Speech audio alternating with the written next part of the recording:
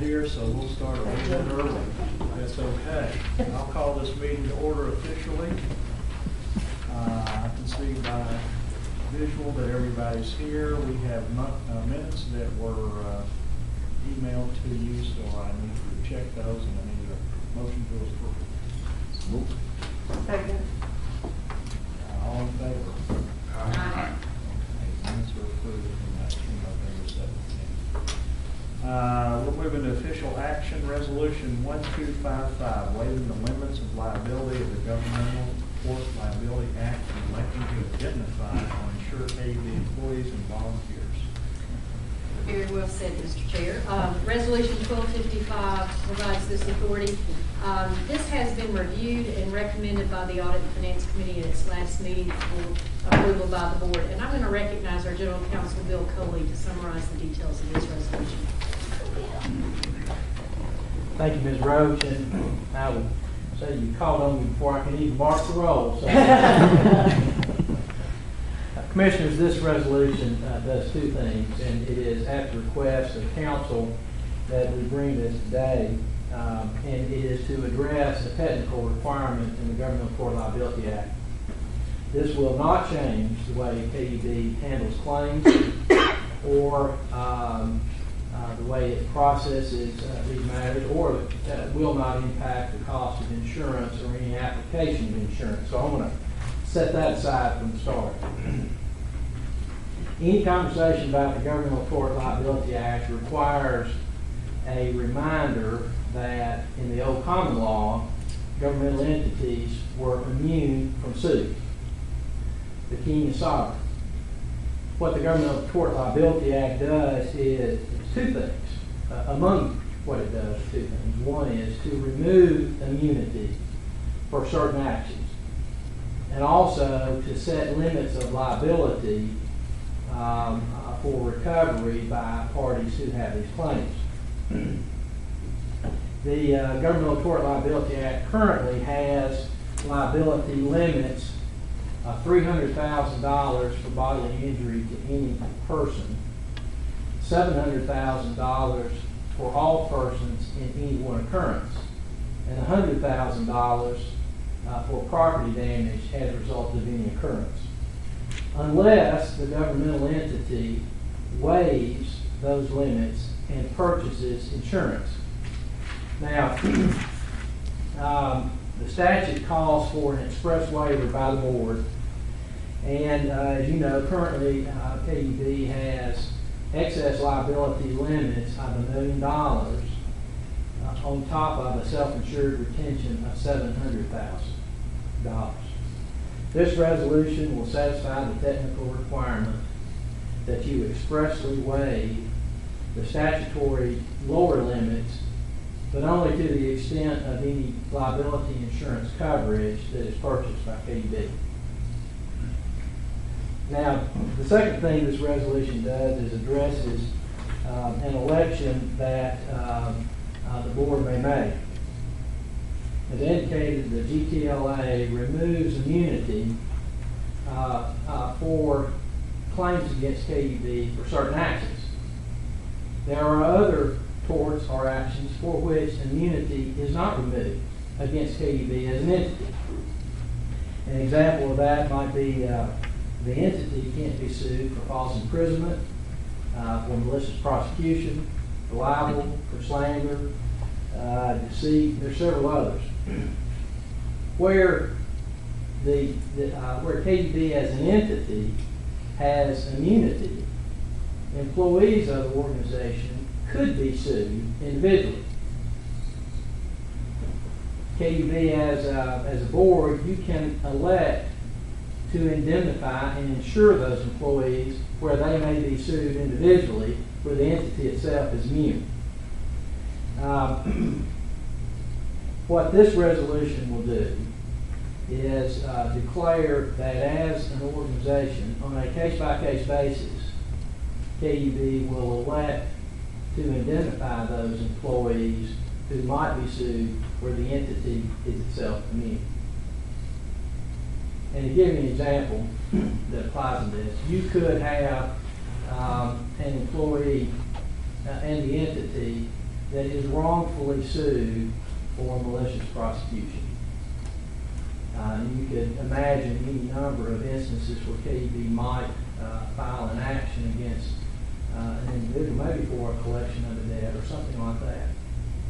There could be some kind of action that is wrongly brought as a result of that, for which we can assert on behalf of the entity that KUB is immune from suit. But it might also be brought against an employee, and in that case, you would like to be able, and the management would like to be able to say that the insurance that KUB has and would apply to this case, and that KUB would indemnify that employee in the event there is any liability that flows from that. So this resolution would also make that election and would grant management or you in appropriate circumstances the authority to make that election. So it's a technical requirement under the statute that we feel like should be done. We recommend it to you, and if you have any questions, I'll be glad to try to answer those. Could I ask a couple?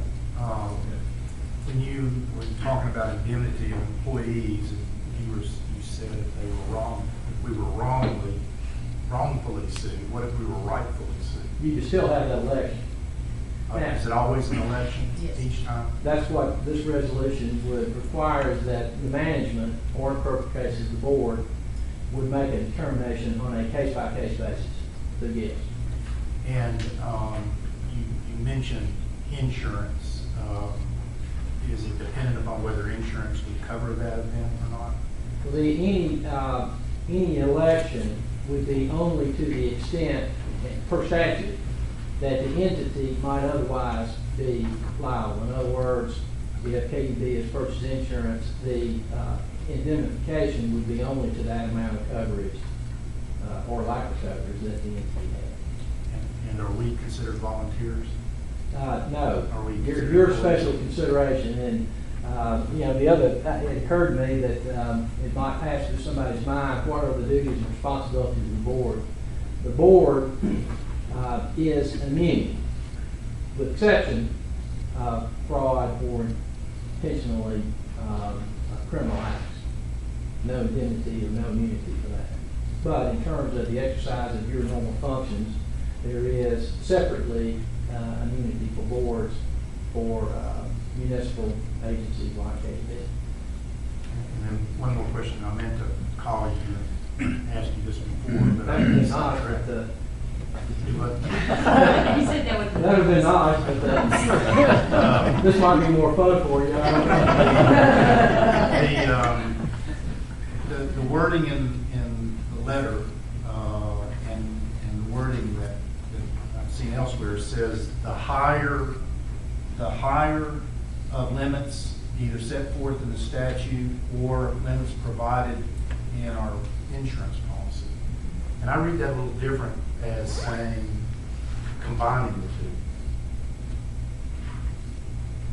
No, well, it would be my interpretation that, and I think the law is pretty clear, that the entity cannot be held liable for more than it has insurance,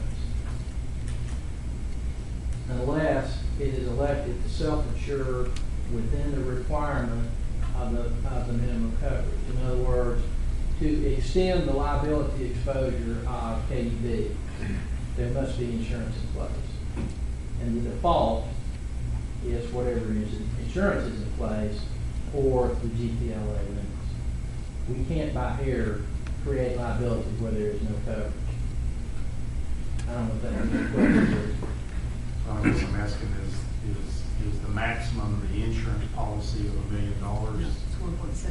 Yeah. Okay, so we're combining. Right. That policy provides $1 million after a self-insured retention of Okay, I see. $700. So we're Self-insured for $700 and $1 million, and you've got traditional insurance on top of that. okay.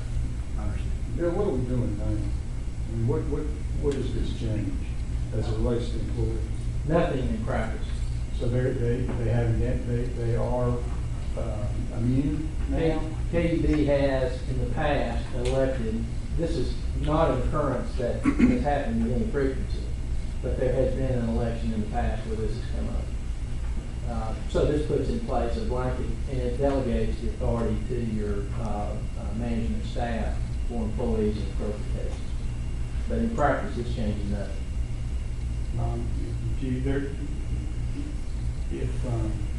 If we have an employee that does a criminal act, okay, when they're clocked, okay, we have then to decide, either the staff or the board has to decide whether or not we want to give him indemnity based on what we believe has occurred. Is that right? But what's happened? And that's under what we're proposing, right? Yes. What happens now? First of all, I'd separate criminal act from other potentially tort acts. Okay. Criminal act, we don't identify, there's not a provision for that for anybody. All right. You're on your own. But on one of these tortious acts, if they were to occur, it would currently be an election by KUB's board or its management staff.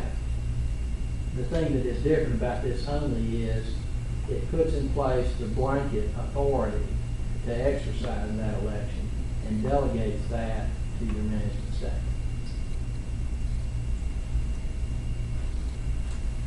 Can I, for us non-lawyer types, may I ask a question that's out of order?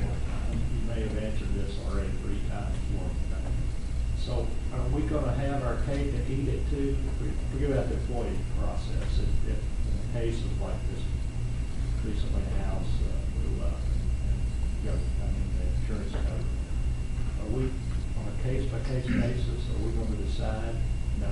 No. We won't have the option to Separate. the GLGA, That's correct. GTLA.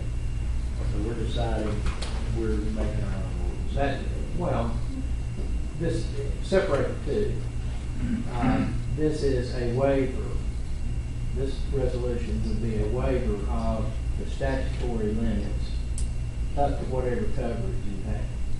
So if I know it's hard to imagine anything, crazy accident, unusual people, whatever circumstances arise that we couldn't have dreamed of right now, and we didn't want to back our new policy. Tough luck. We made a decision, and that's it. That's right. In other words, you have liability insurance in place to cover tort exposure that may come your way. And it's subject to certain limits. And what the In other statute, words, we feel like we weren't wrong, we didn't do anything wrong, whatever else, but the circumstances were not in our favor, and we were responsible. yes, and The this, policy would dictate how we compensate. and this doesn't change anything about claims handling. There could be a situation like you described where it is the determination by KUB through advisory of the council that there is no legal liability, and you make a decision then to defend the case. When you do that, you may be right, you may be wrong. If you're wrong, you have certain exposure, and that exposure would be what the statute provides, plus any insurance that you have in place at that time, and that would be the limit. Face. Maybe right the rule wrong, kind of what I was thinking about, That can happen, and that would be your exposure limit. I mean, we don't have any obligation to purchase this insurance, but we made a decision that it's in community's best interest for us to do so. It just adds on to what we have available to compensate somebody if there was. And I had very little experience, except sometimes the insurance companies make decisions that we might not like. Something might get defended or paid off or not paid off or whatever else. So I think I understand and I'm okay with it. They would engage in this case, in that circumstance, they would engage, particularly if the potential exposure gets into the coverage that they would be required. A very low impact, minor injury case that doesn't involve a lot of money by anybody's estimation, the insurance company would stay out of that because it's PDB's exposure. Back to the second bill, I guess I'm staying confused, but what, right now, we don't have the right on a case-by-case to indemnify insured employees. Yes, you do have that, right. We're just formalizing it. So why what is the purpose? I think it does two things. One is, it states, we'll have it in the record, and KUB has made that election in appropriate cases to do that. Now, when you make that election is not determined by the statute. And we've operated on the basis that you can make that after the claim arises. We think that's probably right, but we want to remove that down, have in place an election to be exercised where appropriate. Is it, Bill, let me ask you a question. Is it possible in the theoretical world that an insurance carrier would say, without this election, they might not be willing to insure? This would ensure that our insurance coverage would apply if we chose the election. Yes, I think that's in the theoretical world. Now, in the past, we've not had any of these issues rise with our carriers. This is a little bit of a preemptive move moving forward. There has been, within the past few years, a change of carriers.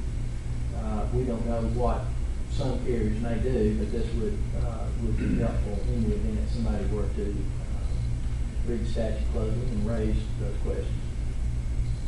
To that, we've not any situation where we've had any difficulty either making the decision to extend KUB's indemnity to employees, or where KUB felt like a claim should be settled or not settled, or tried or not tried, and the insurance company intervened. It's been a good working relationship. Again, we don't see this as changing anything that you're accustomed to, but it does meet some technical requirements that would help you lawyers sleep a little better. I move approval, Mr. Chairman. Second. Motion and a second. Are there other questions? Comments? Any public comment? This will be a first and final reading, and we need a roll call vote for resolution 2255. Mr. Cole. Commissioner Anderson? Commissioner Cannell? Commissioner Jones? Aye. Commissioner Robinson? Aye. Commissioner Simmons? Mr. Thompson? Aye. And Commissioner Williams? Resolution 1255 is passed.